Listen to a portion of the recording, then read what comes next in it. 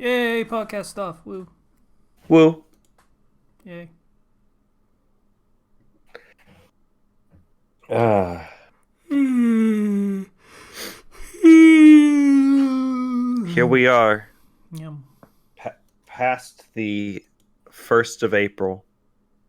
Yeah, Lie Day passed. That was hmm. It was mildly fun. I got once. It's like a YouTuber that said he had a code for Cookie Run Kingdom, and I'm like, yeah, cool. I put it. It's fake. So, See, that was, mm. see, the best part of April Fools for me was I was teaching a first grade class. Oh boy. And so anytime I would make a mistake, I could just say April Fools, and all the kids would start laughing, and it'd be great. I had a shield. Hmm. Okay. Hmm. All right. You accidentally you're in your morning meeting and you go to the right instead of the left. April Fools! I meant to go to the left all along, around the circle instead of the right. I don't know what that means, but okay. All the kids are circled up and we do a morning meeting with like a daily check-in of like how everybody's doing. And Schools are the kids weird love that. nowadays. It's called a like a restorative circle. And it's really is there to help build a sense of community in the classroom. So, everybody's not at each other's throats and can understand a bit more about each other. Hmm. It's actually really nice. It makes the classroom run a lot better. Oh, cool. Yeah. I don't remember a lot of other big things that I saw of April Fool's pranks. Like the forums did their usual ones. Oh Uh, yeah. Space Battles got taken over by the fuck's the stupid fox's name? Tamamo. That was it. It got taken over by Tamamo, and it talked in Uwu and had the stupid ASCII emoticon things, and the name of the site was written in kanji. The animation studio Illumination launched a bunch of Gru NFTs as a joke, where it's just like right click and save it, and riches will be yours. Like clowning on them, and that's nice. Thanks, Illumination, for that timely joke. Then QQ did a fairly simple one that announced QQ Online that was going to be a gotcha involving all of the QQ users. That sounds funny. Hmm. Um, Among Us added a horse mode where they lengthen the Among Us guys to make them like horses. Okay. Uh, Yes. I think my favorite one might have been Blind Wave, the React channel. Oh, what did they do? They posted a React video to One Piece episode 0001. Okay. Um, they posted the one episode and they were like, "Hey, I guess we'll do another one next year." It's like, it's funny, except they have the first 5 episodes out for the patrons. So, um, I may have become a patron of Blind Wave, specifically for the purpose of one, to see those episodes early because they do good React content, and I would like to see the full reactions for some of their stuff. And two, in the hopes that if they get enough new patrons for the One Piece thing, that it will guilt them into actually doing the One Piece reactions properly. Man, One Piece is a scary road to go react down on. Yeah, I mean they had fun with it for the ones that that I saw that they saw because So, fingers 1,000 crossed. episodes. Do it, you It's cowards. too cruel a fate. Oh, fuck off. They've been doing Naruto. Like, that's way worse. You know what? Fair. I didn't know that. Yeah, like, literally half of Naruto is filler. So, at least you can say that's not true for One Piece. Yeah. It's only like 5% of I, legitimate s- I filler. still think Bleach is like the worst when it comes to the filler. True in terms of how much content is filler, but how much content is bad filler is a much Yeah, more different interesting argument. discussion. Yeah. Because a lot of the I will say that a lot of the Bleach filler is actually pretty good and better than some of the non-filler. Uh, yeah, the Fullbring arc is a really fucking low bar to clear. So, the bounce actually do completely clear it. The Amagai stuff clears it, and so does the Zanpakuto Tales, which people really fucking liked. Like, that's kind of up there with G8 for the filler arcs that people actually like in Yeah. anime. Man, G8 was great.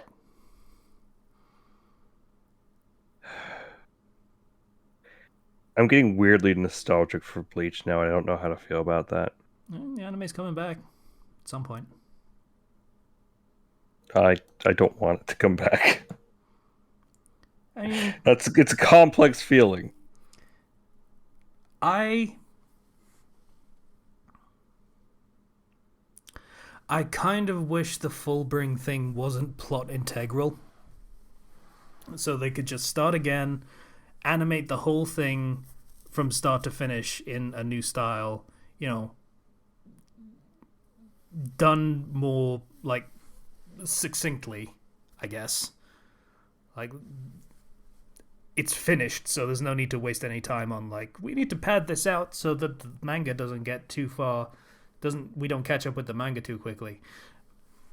I would love to see a completely remade Bleach from start to finish with modern techniques and see what they could do with that. But we'll never see that. Yeah.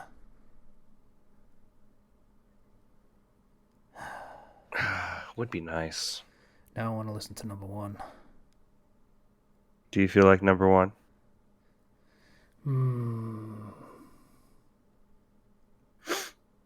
We were talking April Fool's stuff We were. Yeah. at some point.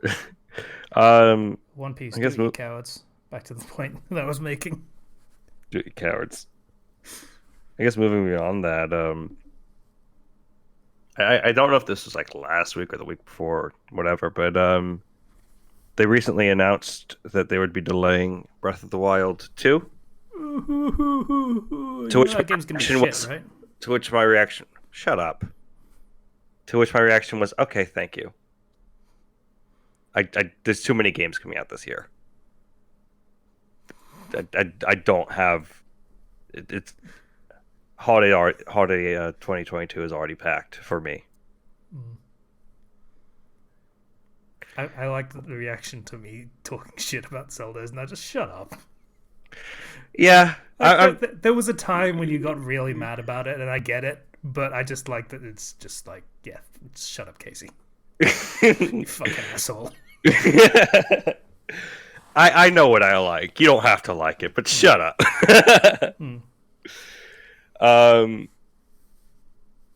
Yeah, I played the new Kirby game, and I 100% beat it. Yeah, I still want to play that. That game really goes places.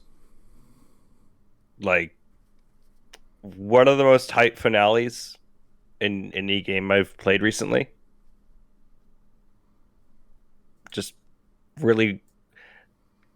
Have you seen all the stuff where they've implemented some new technology so that the camera perspective will impact whether or not you actually hit something? Because with 3D, it's always a bit wonky. Yeah. Because with 3D, it's always a bit wonky, as in like you'll do something and like be like that hit.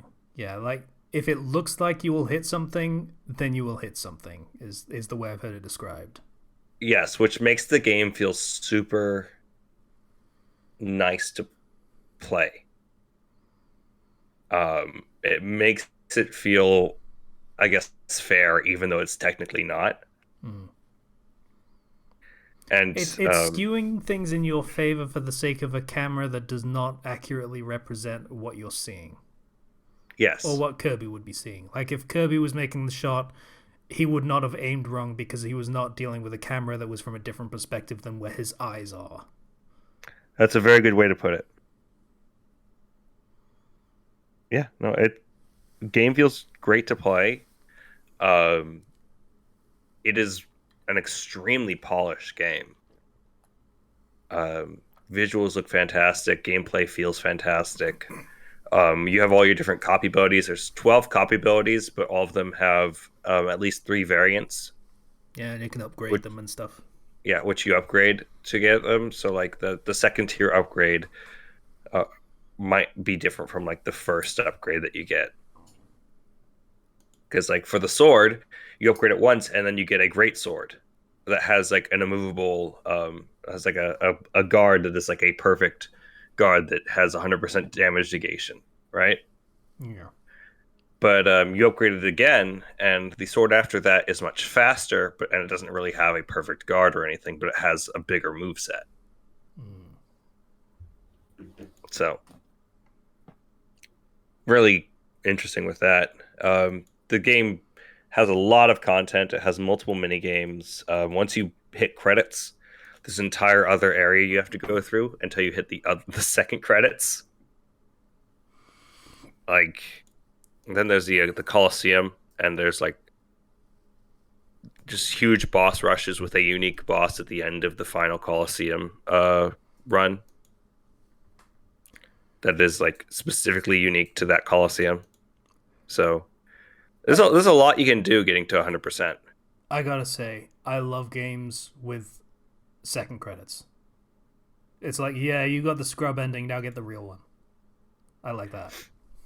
Yeah, and it ends with a super cool ends with a cool boss fight that unlocks even more boss fights. Because end game Kirby is all about let's have the sickest boss fights against gods and other beings of extreme power. And it was a really trippy experience going from Elden Ring to Kirby.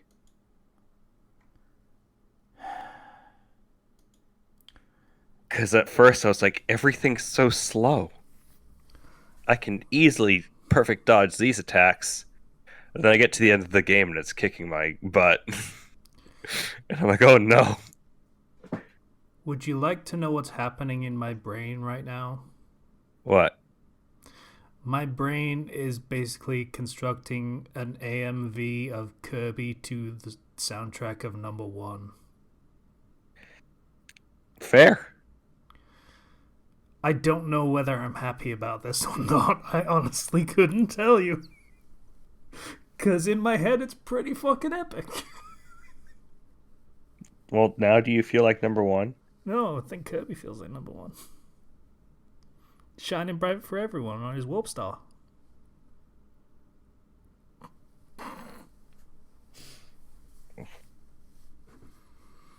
Man, I love Kirby. Fair enough. Has tons of side levels and other things. Has a fishing mini game, which is always fun. That's a bold statement, but all right. It's really more of just like a series of QTEs, Hmm. and I don't want to go back to it. um, yeah, Kirby and the Forgotten Land. And also you can do the entire thing co-op, which I haven't tried, but apparently is really fun. Hmm. This player two controls the bandana Waddle Dee, and has an expansive move set with a spear. Hmm.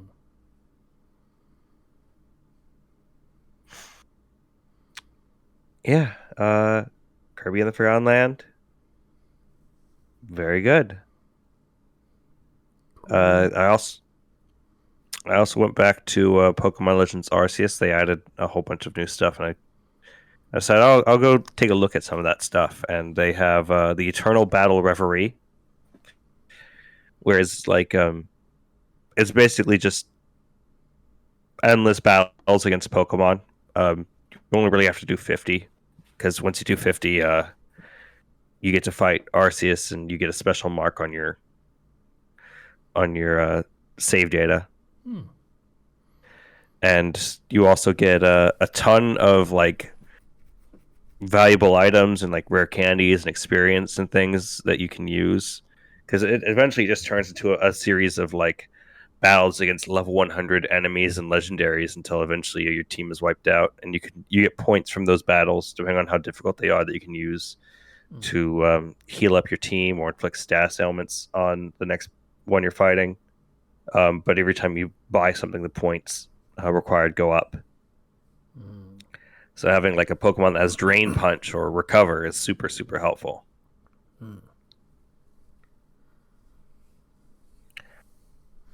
I need That to was get like a back to that fun. game and finish it at some point. Yeah, it's a good game. But we've had a lot of good games so far, like this year already.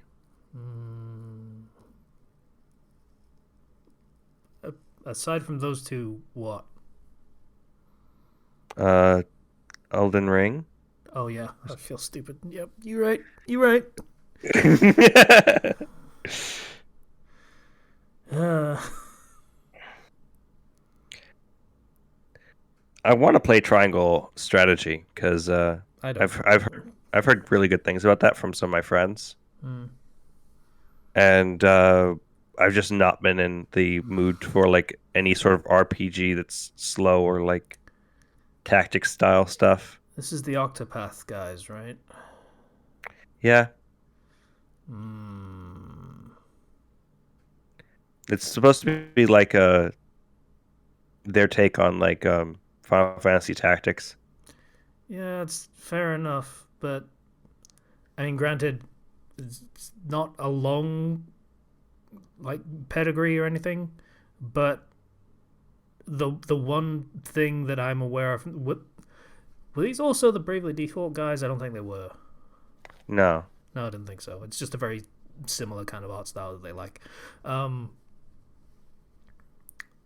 yeah, it just feels like their one claim to fame seems to be really hype concept, really lackluster execution.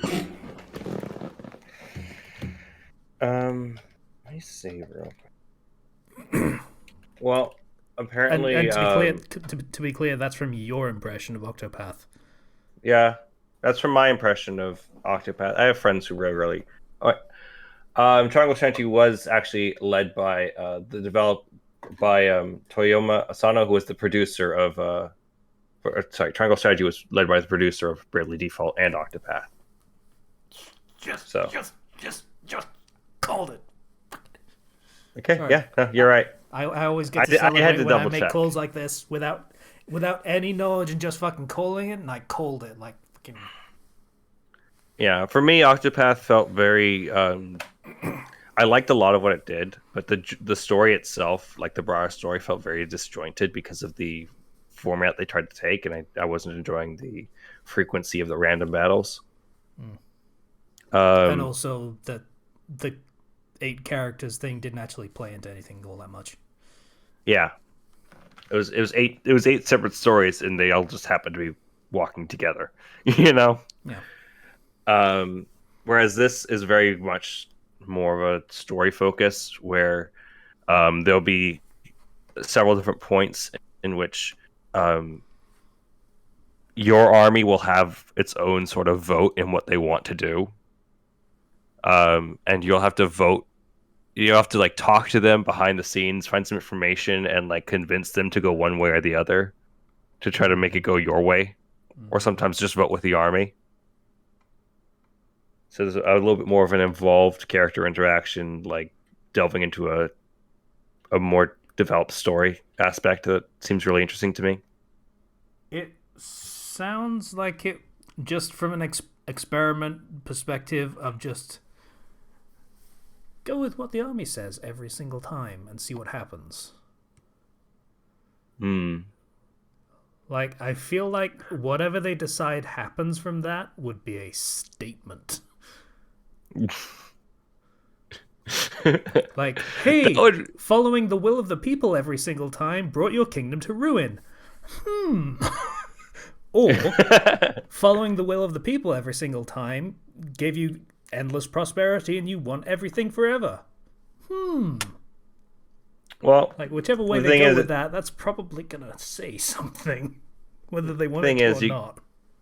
your army has people that are, developed characters that have their own like loud voices that will influence everybody. So, you know, it's likely they have their own agendas as well that they're trying to push. Yeah.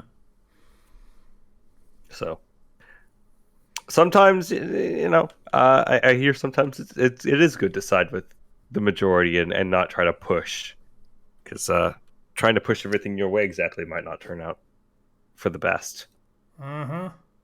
I Yeah. Probably not the don't know. best person to present such a philosophy to. Brexit's going great, by the way. Love it. Yeah, yeah. I just put £50 each in my utilities. It's going to last me about 20 days. It's great. I Ooh. love it so much. It's fun. So yeah, I'm gonna try triangle strategy. I hope it's good. Uh, I was, yeah, you always hope it's good. I genuinely do hope it's good. I would like to have fun with this. Um, also, I one of my D&D games is coming to an end. This will be my second D&D game to reach its conclusion, and everybody is very excited for their next characters that they're going to play. Because the next campaign is going to be more focused on like sky islands, being in the sky. Kind of take a little bit of inspiration from Granblue.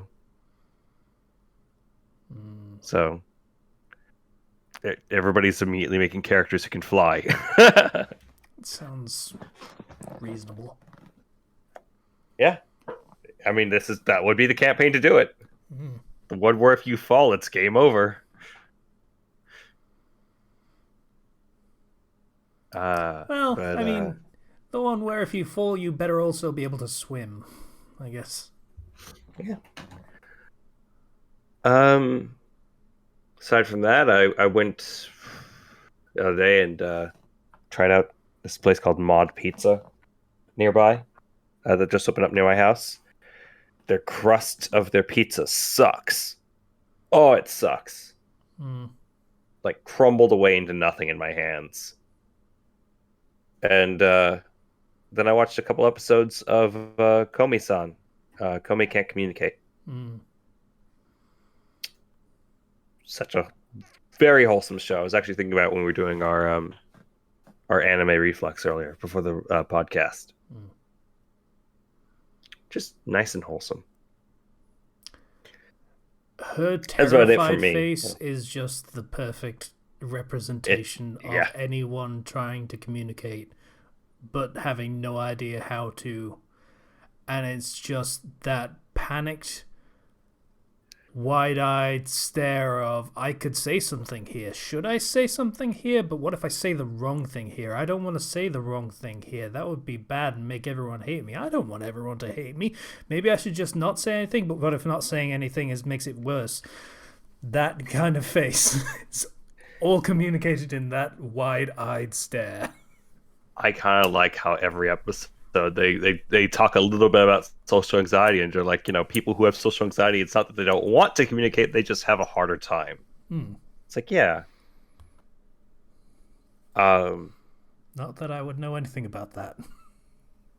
Oh no, you're a socialite. Oh yeah, absolutely. Oh.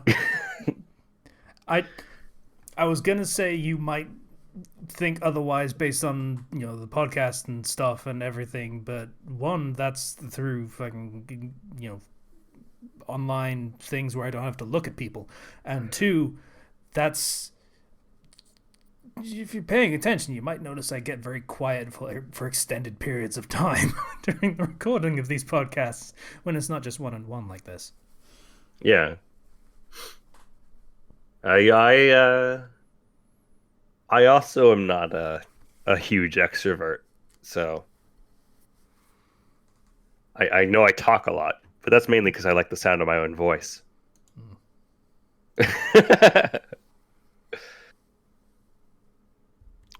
My energy runs out a little bit slower than other people, but it still runs out. I tend to have about half an hour's worth of energy of actually being around other people. Not communicating, just being around other people. It is that draining for me. I'm not good at it at all. Don't like it. Yeah. I do not do well with that sort of thing. If you're very, very lucky, you will be able to have a 5-minute conversation with me about whatever you want to talk about, really, because I feel like anything I bring up would be something you don't want to talk about, so I won't even bother. Oof. Yeah. That's how I is. It's not great. And also the problem of, like, if anyone ever speaks, then I will shut my trap immediately, because that's a life lesson that my dad decided to give me. Thanks, Dad. You're great. Don't interrupt anytime I tried to talk to him. So I just stopped interrupting. And if other people interrupted me, I guess they had the right of way in the conversation, and I was the one that fucked up. So, yep. Thanks, Dad.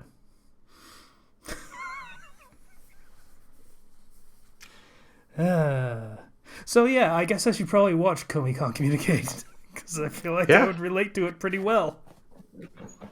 That there might be something in there for you. Maybe.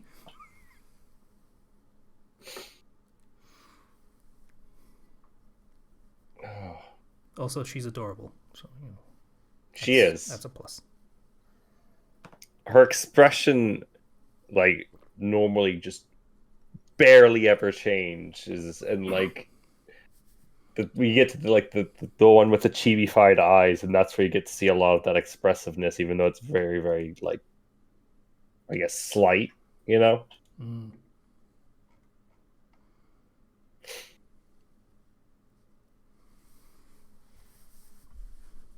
And then you have the main guy, I don't know, just being extremely supportive and being like, I'm gonna help you make 100 friends, let's go. Sorry, 99 friends, you just made one right here, let's go. That's awesome.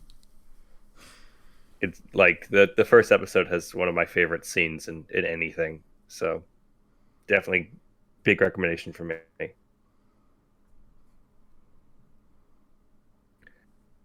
So it's a one-man friendship improvement club, is what you're saying. A friendship improvement club that grows over time. Yeah, the Body Improvement Club didn't need to grow over time. They were just fucking amazing from the start. The only thing you need to grow over time were their muscles. Yeah. Well,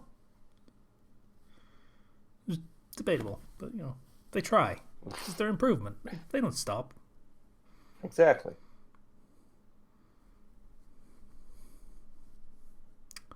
Anyway, that's about it for me. I can't think of anything else. Okay. I finally had a dentist appointment after waiting 3 months for it. That was the reason I had to go outside and be a person for a little bit. How'd it go? I was reminded of the hardship taxi drivers have of finding my house. Got there exactly on time for my appointment. Barely.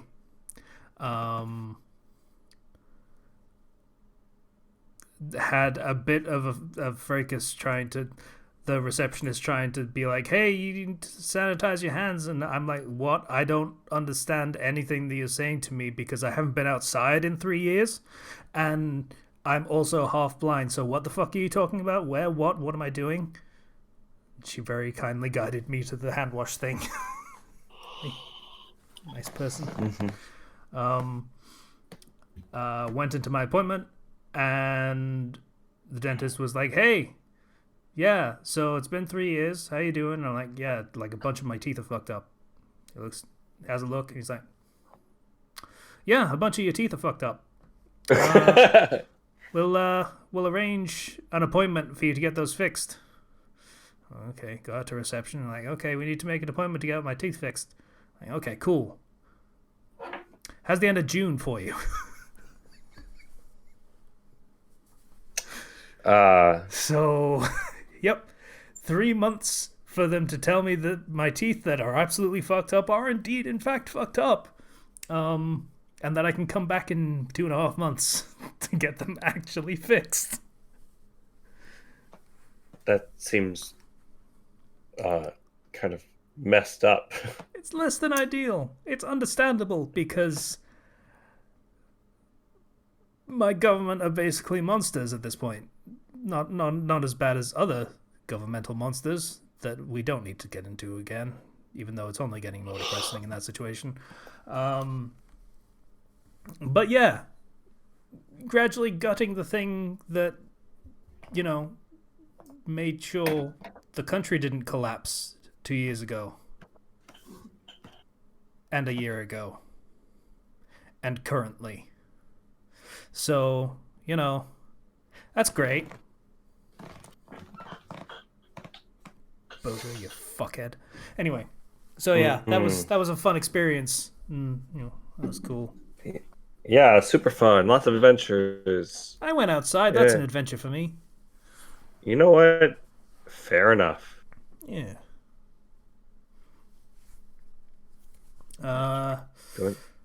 I played a couple games.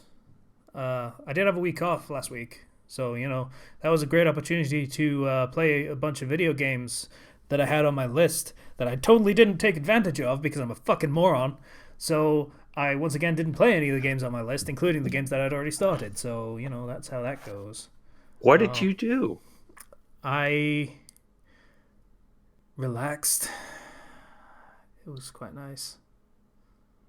You just lay in a pool of your own filth? Like, what do you mean relaxed? Okay, well, the filth wasn't entirely necessary. I'm joking. Come on. What did you do? I did. Steam were running a sale on sim games, which I have a mild fondness for. So I'm like, okay, cool. I'll have a look at a couple of those. There was one called The Common Hood, I think was the name, which hadn't released yet, but had a free demo. So I downloaded that, had a look at that, played it for about 4 minutes, realized the characters in the game were RuneScape people. The characters in the game were pre-generated.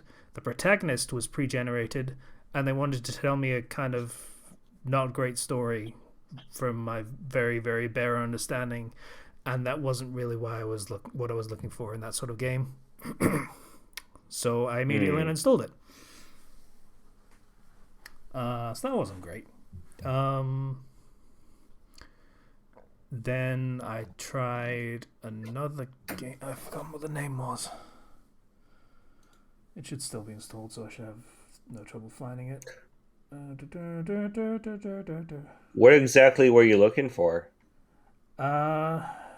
Just a very simple game where you do a thing and feel accomplished doing it, and it's not especially brainful. Potion craft, that was it. Basically, you run a potion shop. You have to make the potions. You have to mash ingredients and boil them and do all this stuff, and then you sell and haggle with customers and all that sort of stuff. It's a neat little thing. There isn't quite enough game to it for my tastes yet. It's an early access, so but it has a neat art style. Like, just sort of, if you Google it, you'll see what I'm talking about. Very sort of sketched on parchment kind of art style, which is kind of neat. Yeah, that sounds nice. Yeah. Wait, the potion making game. Yeah. I know that game actually. Yeah. Um, I haven't played it, but Don has played it, and I've seen Don play it. Yeah. It is a neat little thing. I wish there was more to it, but it's early access, so presumably there will be plenty to it once it is a full actual game. Is my hope, because I'm not getting a refund. The freaking potion seller meme always pops into my head. I don't know what that I need is. one of your strongest. Oh, you've never. Oh gosh, I'm gonna send that to you. Okay. I might have seen it, but it's like there's so many fucking memes, dude. Memes for days. And the other one that I tried is called Traveler's Rest, which is you run an inn, like a medieval style inn, or tavern to start with, and then you turn it into an inn when you get like stuff going well enough. And it is, wow, that is a haunting image.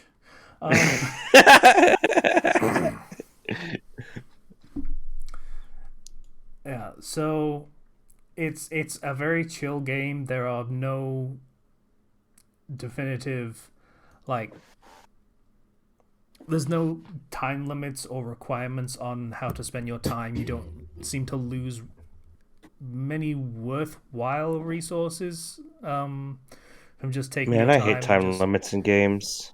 Yeah, it's sort of a thing where you go at your own pace. It seems like you can choose when to open the tavern. So if you don't want to do it and you just want to spend a day crafting, you can do that. If you want to just spend the day like chopping down trees or mining metals and stuff like that, you can do that. And there seems to be a fairly decent like crafting and cooking system for what it is. I haven't. There's a lot of it that hasn't unfolded for me yet because I only played it for a few hours. But it was fine for what it was. It felt a little bit cumbersome and clunky in the mechanics, but it was fine for the most part. I enjoyed it the most out of the three. I will say that much. Sounds nice. The one big downside to it was how it just made me think, wow, I wish I was playing Stardew Valley right now.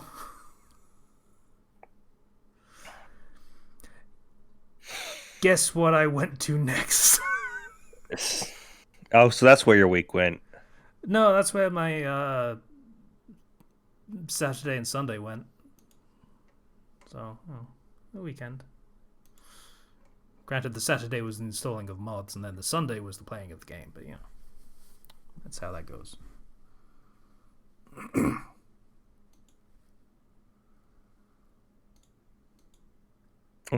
Looks like Slicer is finally woken up. Yay. Yippee-ki-yay. Yay. Yeah, and it's good timing too because that's pretty much all I got. Like I say, I just relaxed a lot. Just kind of Sounds like you needed it. a little bit. It is probably one of the first like breaks I've had in a while that felt like it wasn't quite enough. Like I really could have done with more. But that might be the anxiety of as soon as my break finished, I have to go outside and go to the dentist. And that's, hey, a whole thing that I haven't had to do in years. Massive demolition of my routine, and that just kind of messed with the whole experience of having a break, I guess, is kind of a thing of how that went. So that's cool. But oh well, it's not like I hate the work. That continues to be the thing of like, hey, writing is still fun, so it's cool. Hi, Slicer. Hi, Hello. Slicer. How is Welcome. everyone doing? Oh, I'm doing great. Casey's spent a week resting. We've talked Cool. about our weeks. How are you doing? Yeah. Adjusting. I have officially moved up to Minneapolis, so that's cool. I don't know where that How is. is it? I've moved 4.5 hours by car north. Okay. If I don't know if that is any more context, but You were yeah. in the state of potatoes? No, wait, that's Idaho.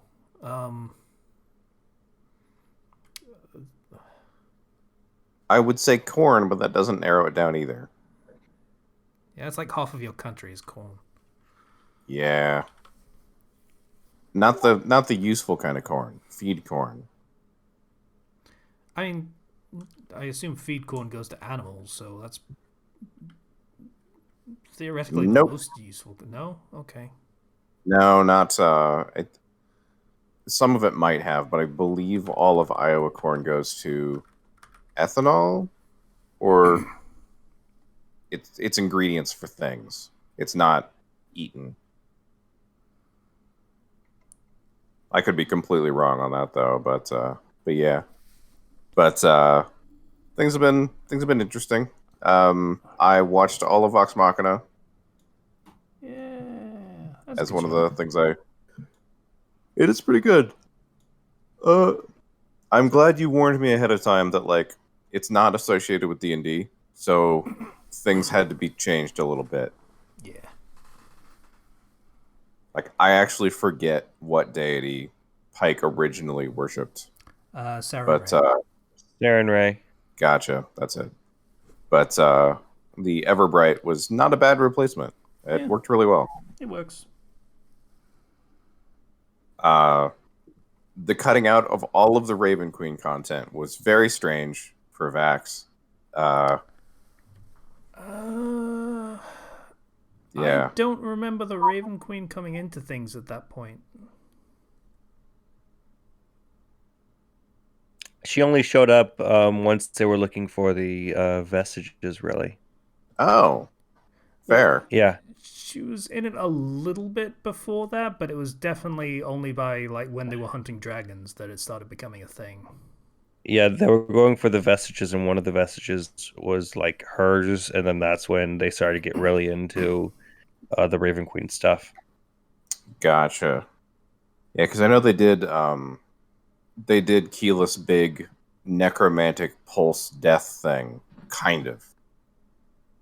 So dying to necromantic energy auto kills you in D&D. So that's what I picked up from that encounter. And anyway, As far as I'm, that was Vex that died from necromantic energy.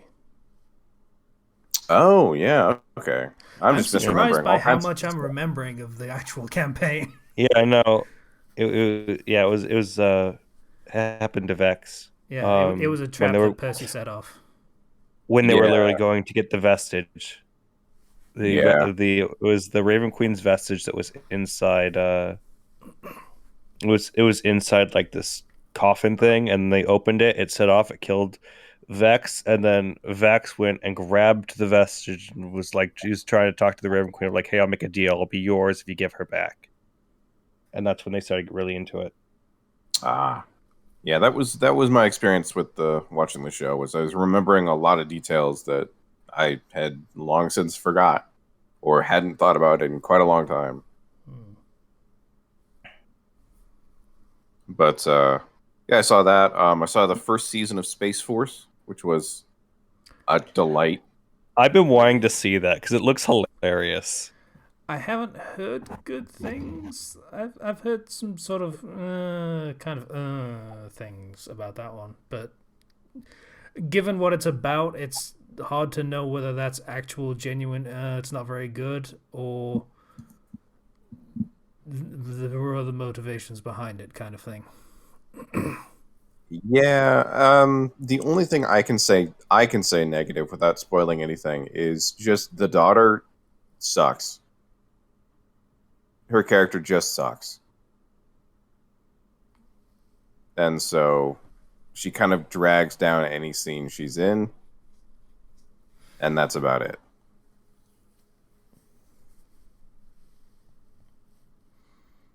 But otherwise, I had a really fun time watching it. It's quite funny. Oh, cool. I recommend it at least, for what it's worth. Let's see. I'm looking at a giant spoon here. Sorry, I googled Minneapolis because I needed to know where it is. And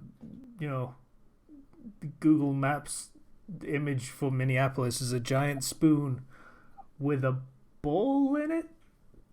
It might be a Cocoa Pop. I don't know. Huh.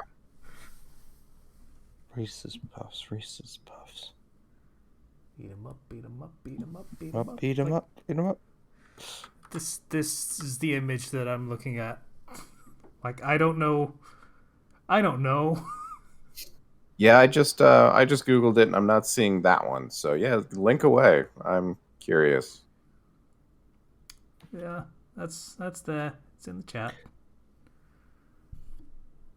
Man, I wish I had a giant spoon like that. Oh, it's a cherry. Oh. I thought that was a building on the background. It's a cherry. You know, it's a cherry. It's a bent spoon and a cherry. I don't. Okay. Is Uri Geller from Minneapolis? I'm pretty sure. I'm just he's not, imagining. but- I'm just imagining King Kong showing up in Minneapolis, taking the spoon and beating somebody with it. Be a little bit unwieldy, That but would I be feel like interesting. King Kong wouldn't care. So He'd use it as a club. The most deadly weapon in Minneapolis. no. Here's what happens. He picks up the spoon. He tries to eat the cherry. It goes very poorly, and it makes him angry as a result. And he throws a spoon and destroys a building. Yeah. That would be amazing. We haven't really explained why there's a giant statue of a spoon with a cherry in it yet, by the way. Don't worry about it. As far as I'm aware, it's not like related to the state specialty or the state tagline. Like Kentucky is the Sunshine State or something. Or no. I think Kentucky is the horse racing state. Or something like that. I mean, Kentucky has the Derby, but I don't know whether that's. Who knows? Minnesota is the cherry spooning state. That sounds dirty. Let's not call it that. Oh man, I can't stop yawning.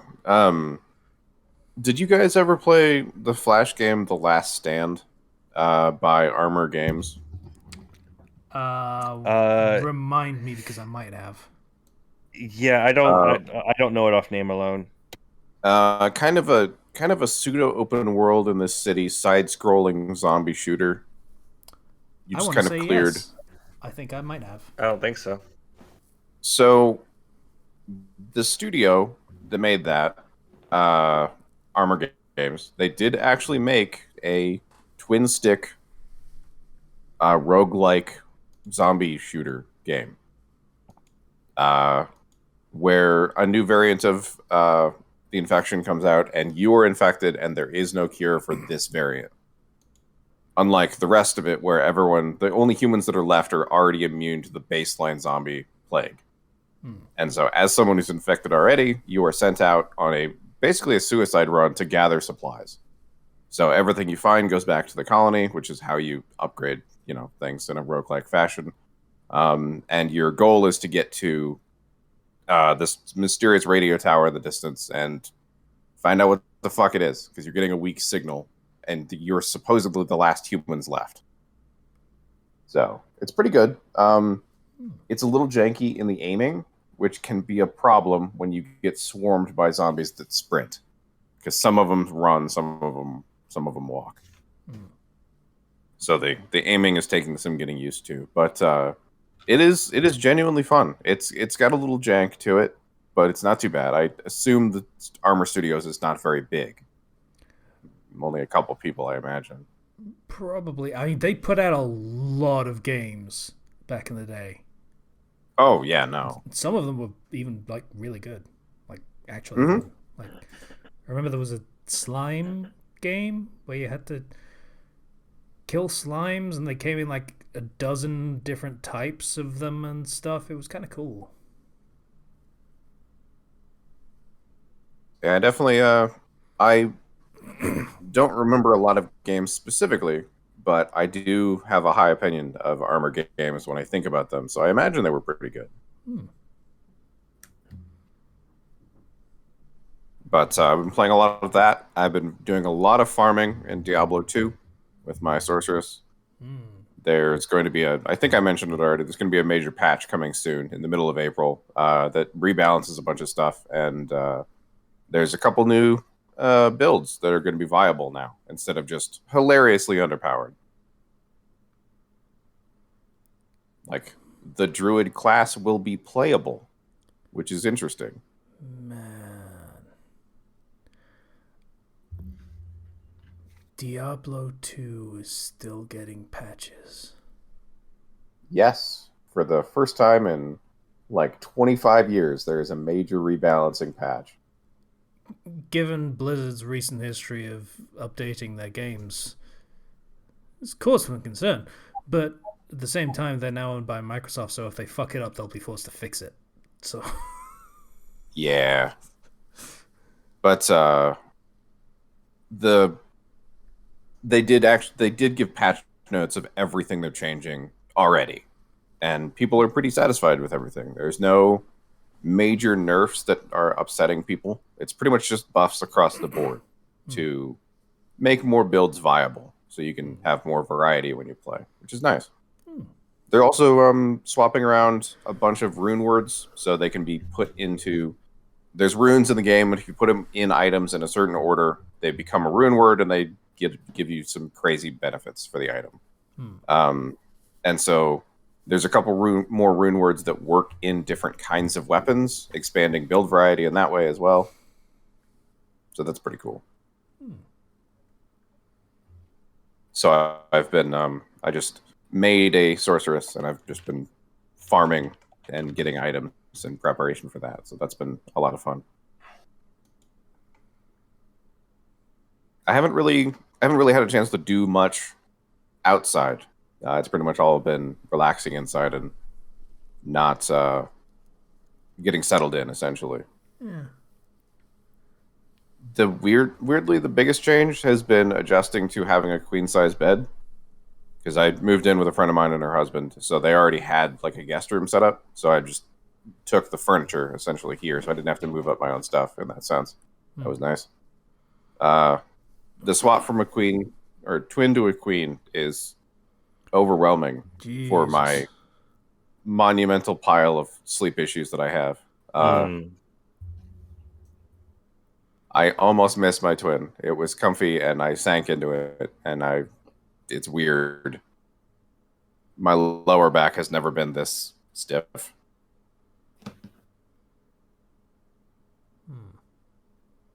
But the rest of it's nice. It's just that.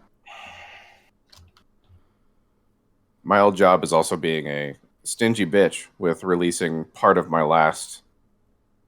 Well, it's called Flex Pay. It's where if I buy something medically related, I can put in the receipt and they reimburse me for it as part of my health insurance.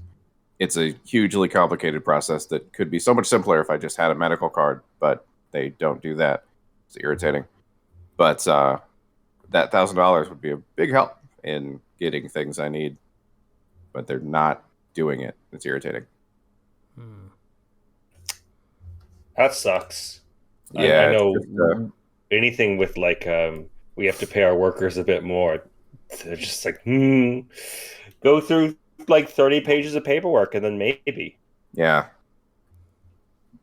I suppose in their defense, they are short staffed, and so I imagine their benefits department is like 3 people. Mm, But it's not great. But well, yeah, I think that's every major thing I've really done. It's been ironically slow. well, I'll say this much: if you know, food becomes a bit of a struggle, I have some like great intel on like cherry. There's plenty of it. Like, have to do a bit of a scavenger hunt, but if you find the big spoon, I think you're in luck. I will start my search right away. Oh, I watched Dress Up Darling too. Oh yeah. I binge watched Dress Up Darling like the first night I moved in. That was really good. I can see why people like that show so much. Mm. A lot of memes going around, and porn. Yeah. Yes, a lot of both of those. Although I think Giga said it first, or at least I've heard it from him first, and the show is so high quality that it's actually hard to make porn of it because it is porn in and of itself. A little bit. And I think that's interesting. I think that is the great way to boost the overall quality of porn is to make people step it up. Well, yeah. I mean, Yeah, sure. I mean, depends on where you're looking at, whether they need to improve. Like, it has been commented on multiple times of the Pixar level animations that got Blizzard very mad at one point. So True. so some people stepped it up without needing to be asked, I guess.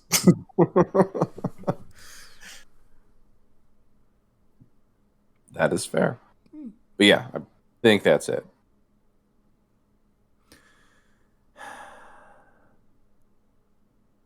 God damn it! I'm googling this fucking thing. It's really bothering me now. The fuck is this statue? All right. I have no idea. As you find that, Zero, have you ever played Blades in the Dark? Blades in the Dark? Yes, it is a tabletop game that's basically Dishonored tabletop. Okay. I have not. It's a very narrative heavy tabletop game in that you together a crew in the city of Duskwall where the world has basically ended and the sun has died. And so the city is the last bastion or one of the few bastions of humanity. And the gates of death have broken, so spirits are just everywhere. And the cities are protected by these massive lightning barriers. So it's a very interesting setup. And instead of like going nitpick by nitpick detail of how your crew robs this place or does whatever score you choose to do with your criminal crew, you pretty much have like a setup phase, a action phase, an encounter phase, things like that. And it's almost similar to Monster Hearts in that you are encouraged to do things that are risky and get experience for those exclusively, as well as role playing your character and your class well. At the end of a session, you get a point for every one of those you do. It's a very interesting system, and if anyone's playing it nearby you, I'd fully encourage you to try it out. Yeah, that sounds really interesting. I actually I like to on occasion do one shots where we try out a different tabletop system. Mm-hmm. I might look into this. So I know there was another one I wanted to try, which was Shadow of the Demon Lord. Mm, Specifically for an apocalyptic situation.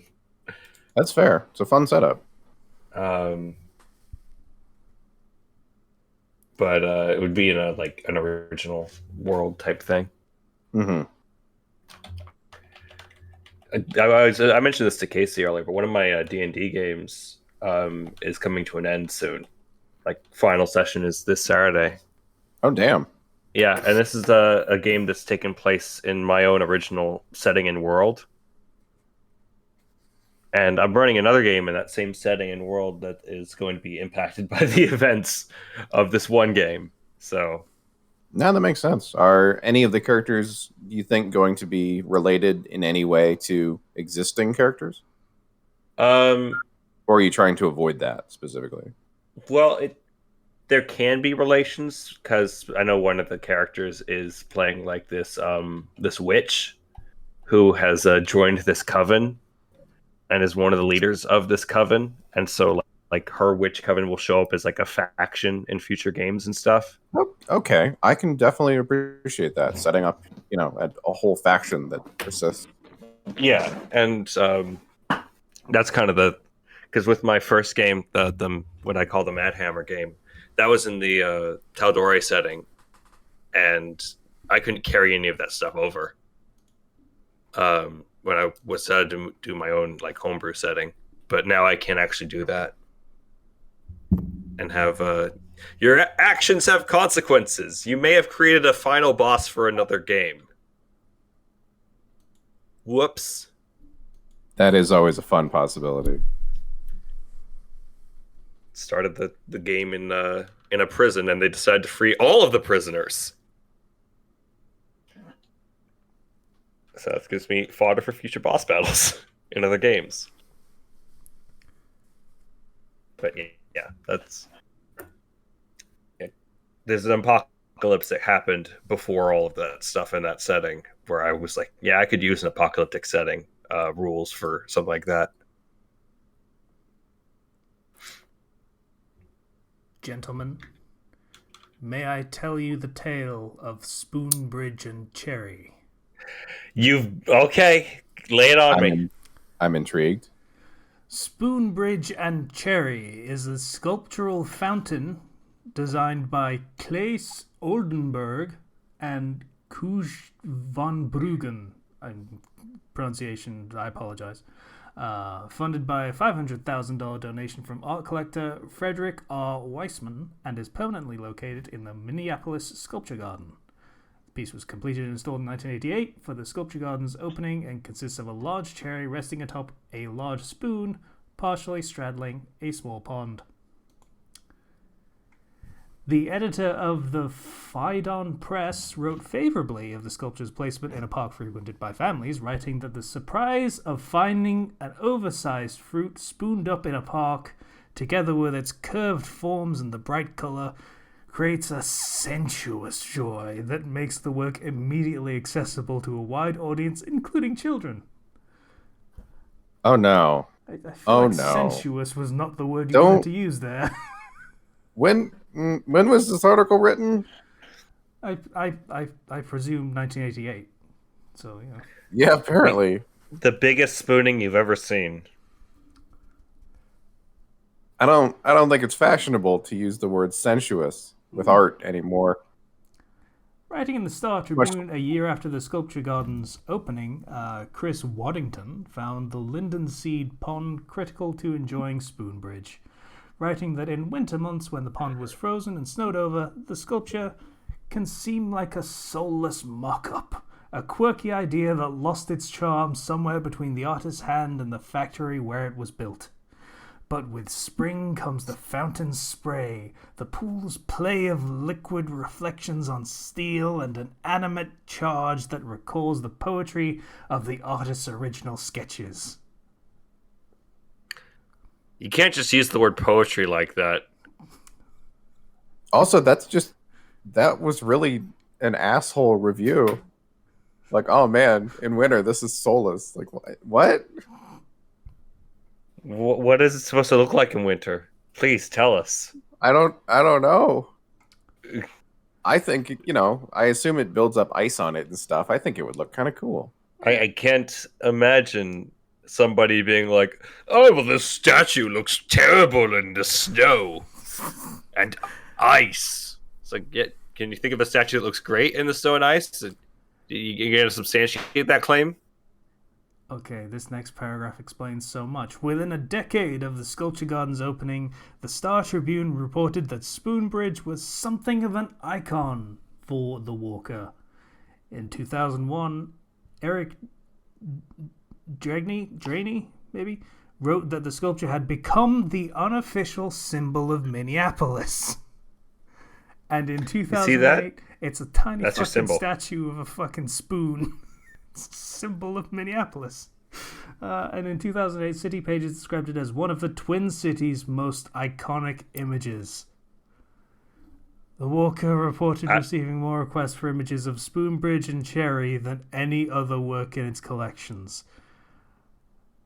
Oh.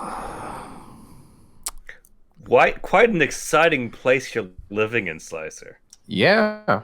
Apparently more exciting than even I thought. Always filled with surprises. You think they'll ever make the companion piece giant fork?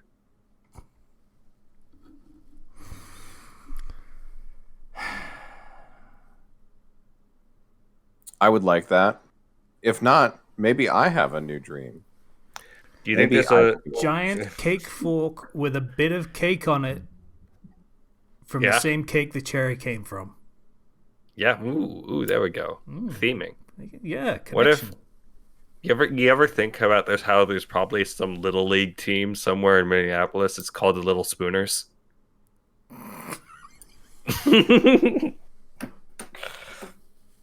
It's a symbol of the city, right? At least you didn't say the cherries. Oh, come on. I'm not you. Okay, that's a little far, but all right. Yeah. You literally said it earlier, though. You started going the whole cherry thing. Did I? I don't remember things I say. Shut up. Well, all right. I feel like they can be used against you at that point. Okay, so I have a title for this episode now. Just gonna type that in. Oh, that's a typo. Whoops. No, it's not a typo. That's the title now. Oh, that's the title. There you go. You don't need me to tell you what it is, audience. You can see it. It's fine. All right.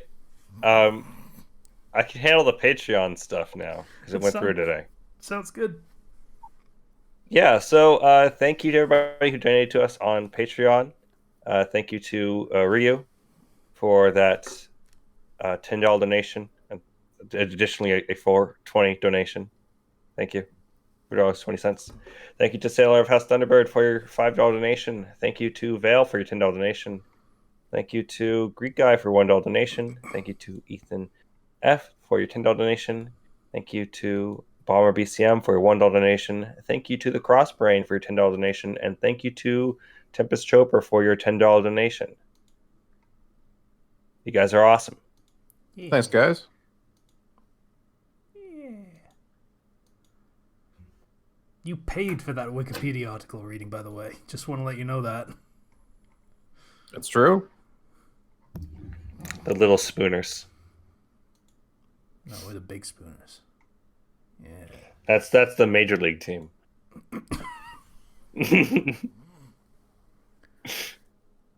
Does Minneapolis have a baseball team? I assume they do. Sure. We're both Let's Googling assume, this, yeah. aren't we? Let's see. They have the Golden Gophers. Wow. Let's see. The Minnesota Twins. The Minnesota Wild, the Lynx, the Timberwolves, Vikings. Odd choice. The Minnesota Fighting Oh, Pike. God damn it. Now I'm reminded of that fucking Pokemon joke. The Minnesota Mullets. The Minnesota Arctic Blast. These all feel like high school teams. I... People just having fun with it. I didn't know that Vikings existed nowadays. They mostly come from Minnesota. God damn it, Pokemon movie. It's a weird joke. I think It's a really weird joke. their baseball team is called the Twins. I I said that. assume because of the Twin Cities. Yeah. But there's more than 2 people on their team. Yeah, They're all twins. All of them Yep. are twins. Yeah. they have to be. Make sure the other team is seeing double, huh? Yup. Yeah. That's the strategy that's won them games for decades, And apparently. There's only 9 players on the field at a time. That means one of the pairs is split up. But There's an imposter among us.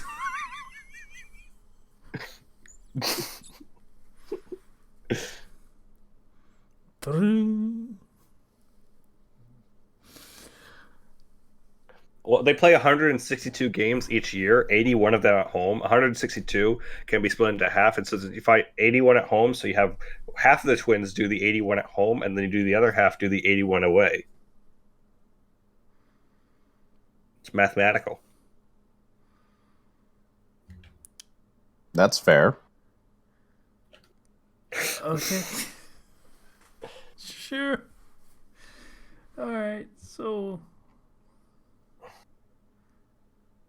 I need to look away. That spoon is fucking haunting me. I don't. Okay, maybe it had a point with all the fucking effusive praise that it got. It's like actually kind of like Is it affecting you sensually? Sensuously. Thank you very much. Is it like sensuous experience? it's like the marker from Dead Space? Is it going to make you whole?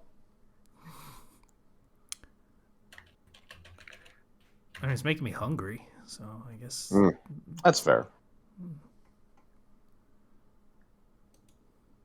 So, was there anything left? I don't think so. All right. Yum.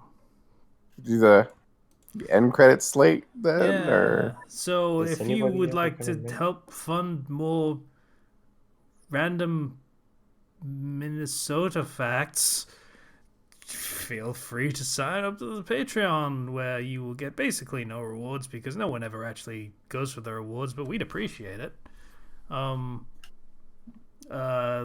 Discord link is also in the description, where we talk about stupid shit and people get mad at me occasionally for reasons. It's been happening more often recently. It's weird.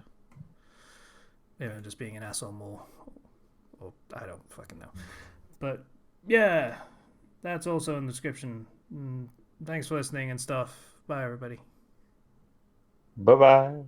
see you guys.